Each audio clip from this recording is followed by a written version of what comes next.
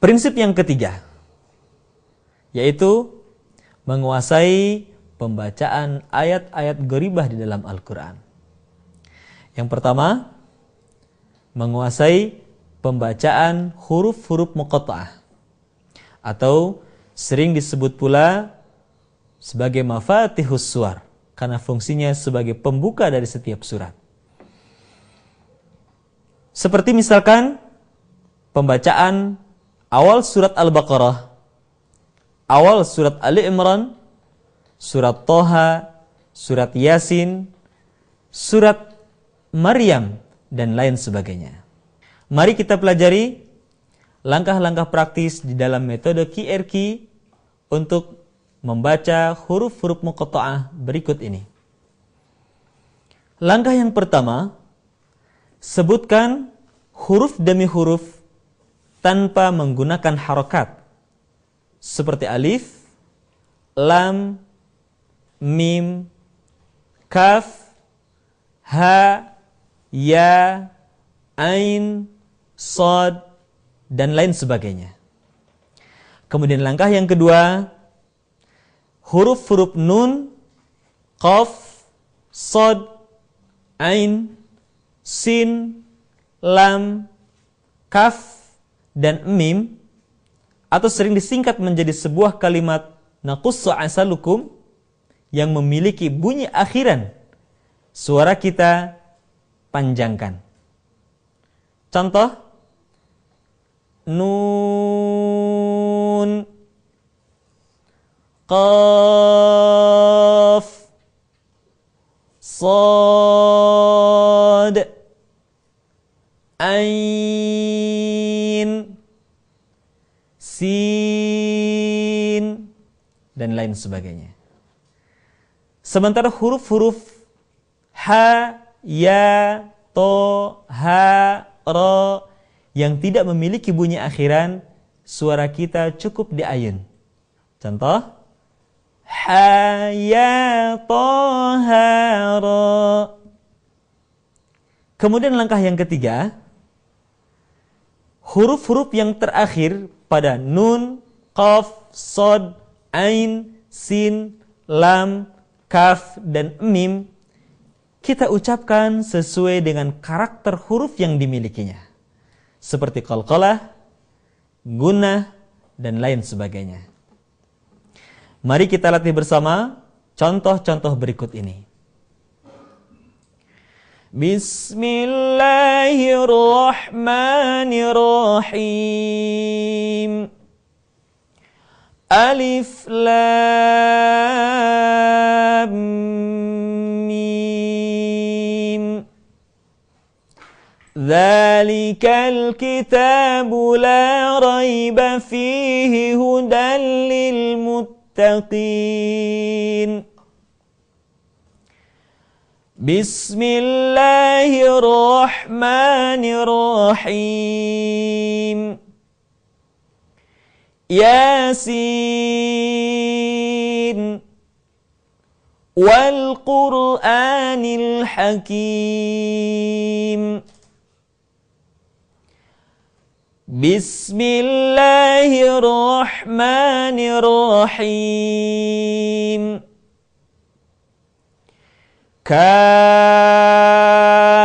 ha, ya, ain, sad. Dzikru rahmati rabbika 'abdahu Zakariya. Bismillahirrahmanirrahim. Hamim, ain, sin, qaf.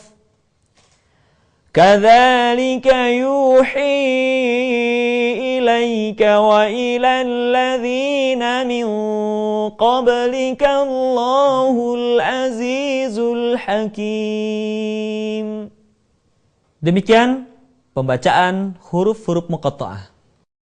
Yang kedua, hamzah wasal. yaitu hamzah yang harus dibaca ketika berada di awal kalimat. Perhatikan langkah praktis berikut ini, bagaimana membaca hamzah wasal di awal kalimat. Yang pertama, hamzah wasal dibaca dengan harokat a manakala diikuti oleh huruf lam. Contohnya, Alhamdulillah, Ar-Rahman, At-Taghabun. Kemudian yang kedua, hamzah wasal dibaca u. Kalau tidak diikuti lam, kemudian kita mendapatkan harokat hidup yang pertama pun bunyinya u. Contoh, Ud'u ila sabili rabbik, usluk.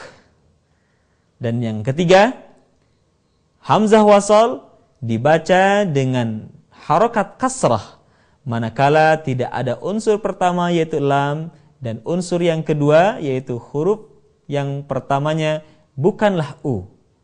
Maka kemudian hamzah wasal dibaca dengan harokat i.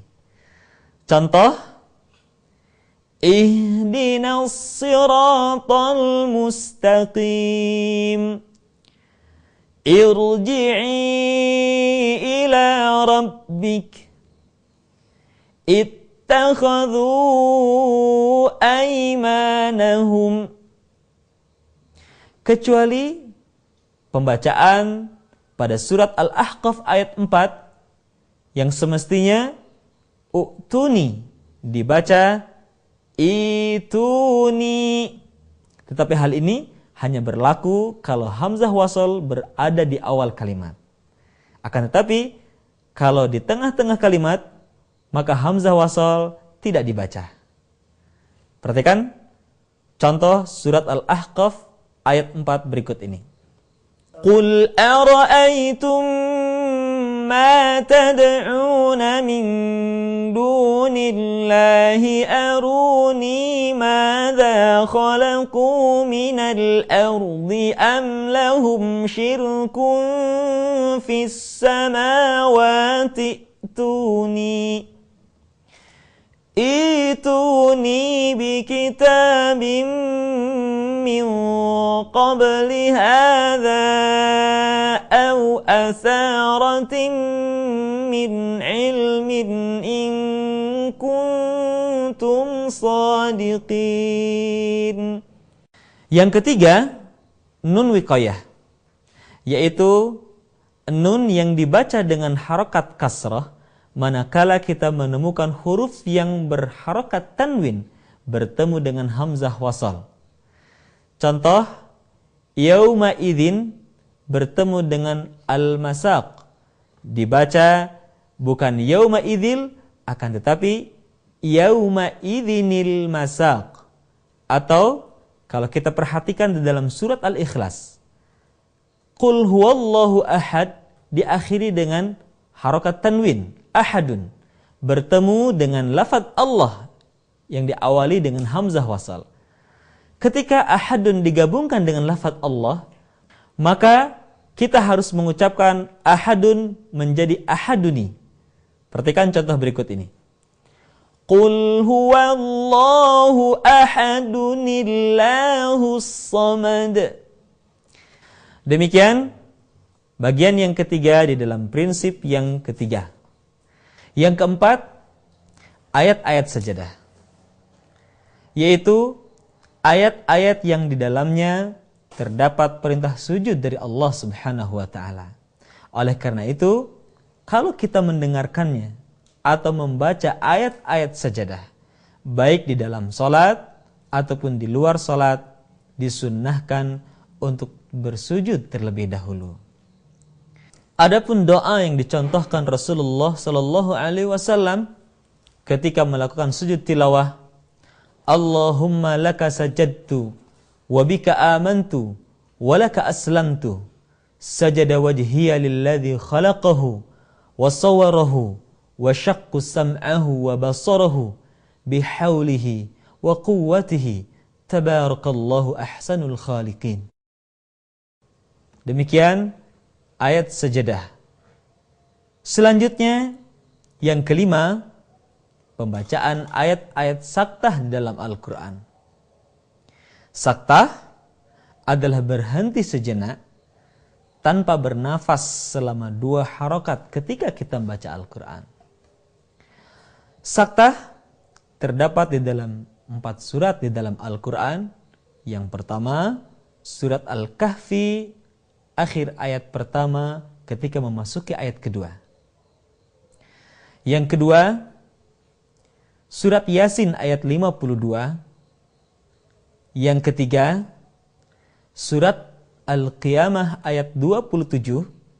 Dan yang terakhir, surat Al-Mutaffifin ayat ke-14. Perhatikan contoh saktah berikut ini. Walam yaj'al lahu 'iwaja qayyima.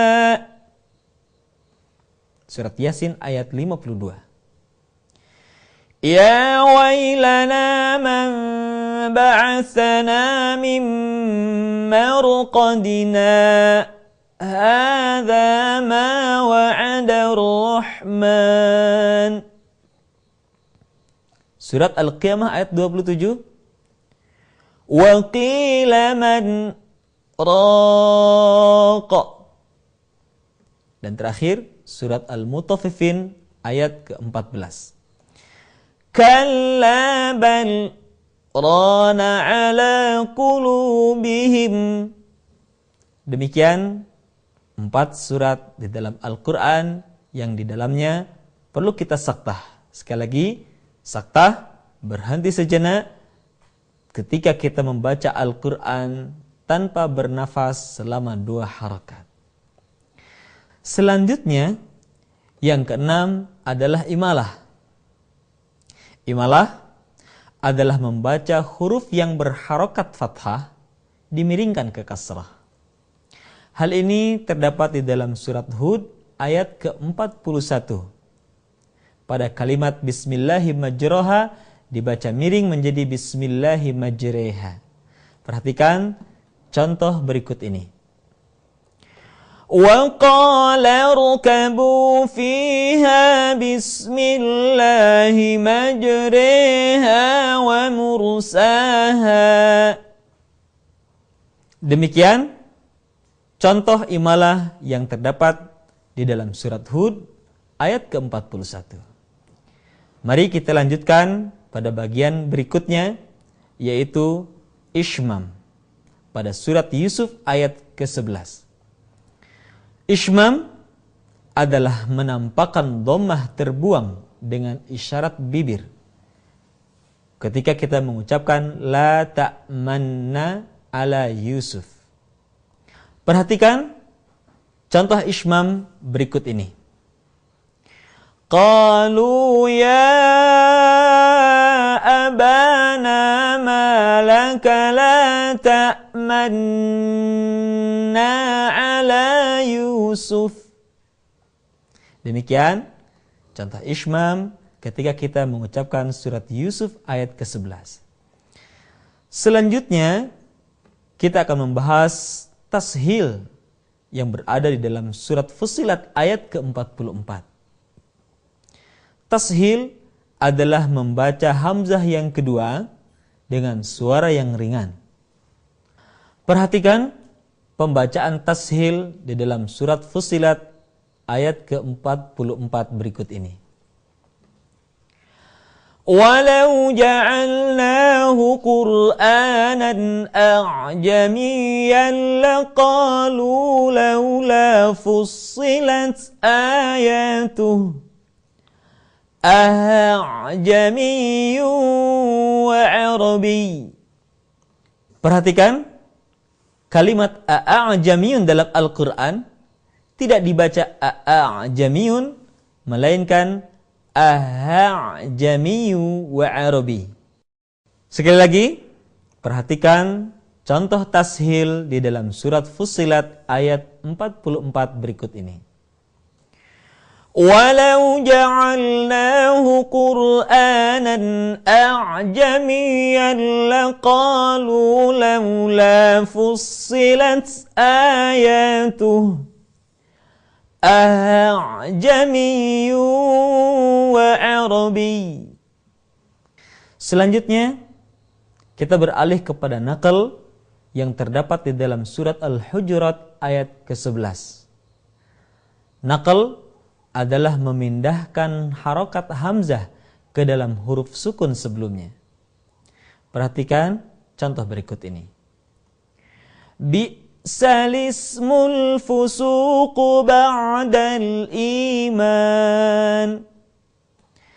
Kalimat bi'sal ismul fusuqu berasal dari kata bi'sal ismu. Akan tetapi harokat hamzah pada kata al-ismu dipindahkan ke huruf sukun sebelumnya sehingga kalimat tersebut berubah menjadi bi'salismul fusuqu ba'dal iman. Kaum muslimin yang berbahagia, bagian yang terakhir dari prinsip yang ketiga adalah waqaf wal ibtida. Waqaf adalah berhenti ketika kita membaca Al-Quran, sementara ibtida adalah memulai kembali setelah kita berhenti ketika kita membaca Al-Quran. Berikut kami sampaikan bagaimana langkah-langkah praktis kita berwakaf dan beribtidah ketika kita membaca Al-Quran. Langkah pertama, senantiasa berwakaf di akhir ayat dan melanjutkan ayat berikutnya tanpa mengulang terlebih dahulu. Contoh, wal asr innal insana lafi khusr illa alladhina amanu wa amilus salihati wa tawasaw bil haqqi wa tawasaw bis sabr. Itu langkah pertama di dalam berwakaf.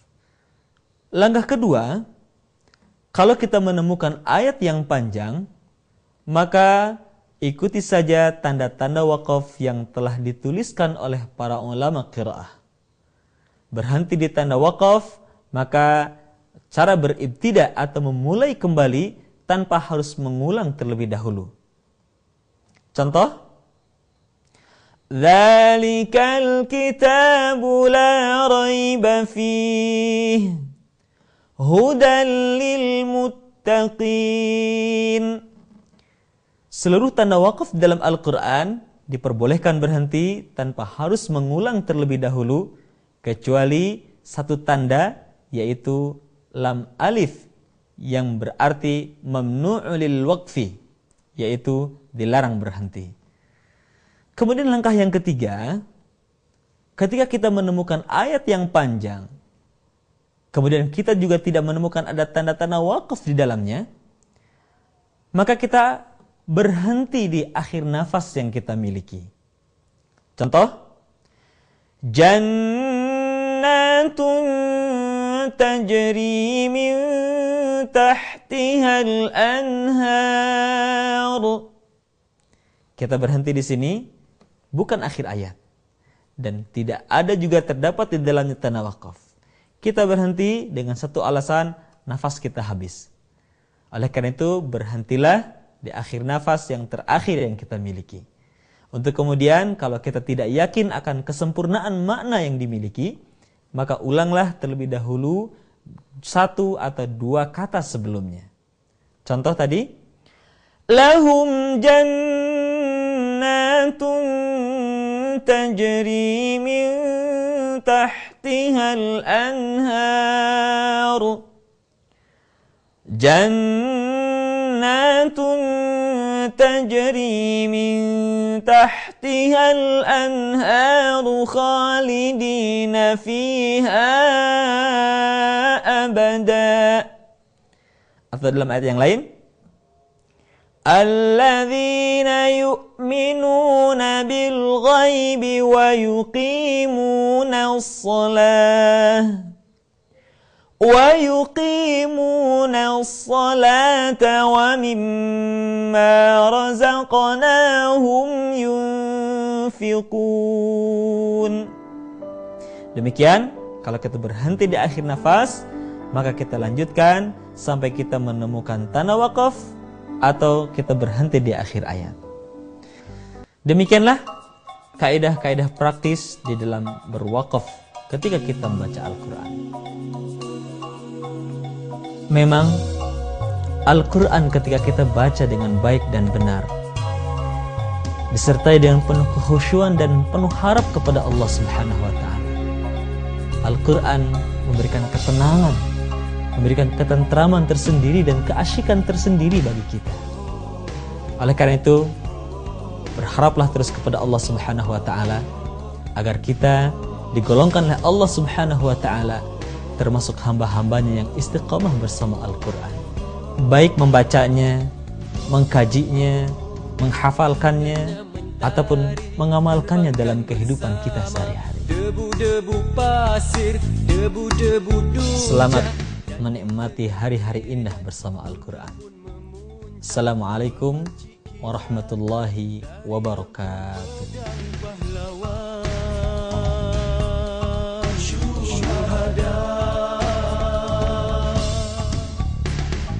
Amarah memuncak dalam dada Khalid dan Abu Sufyan, dibayangi syaitan dan sekelip mata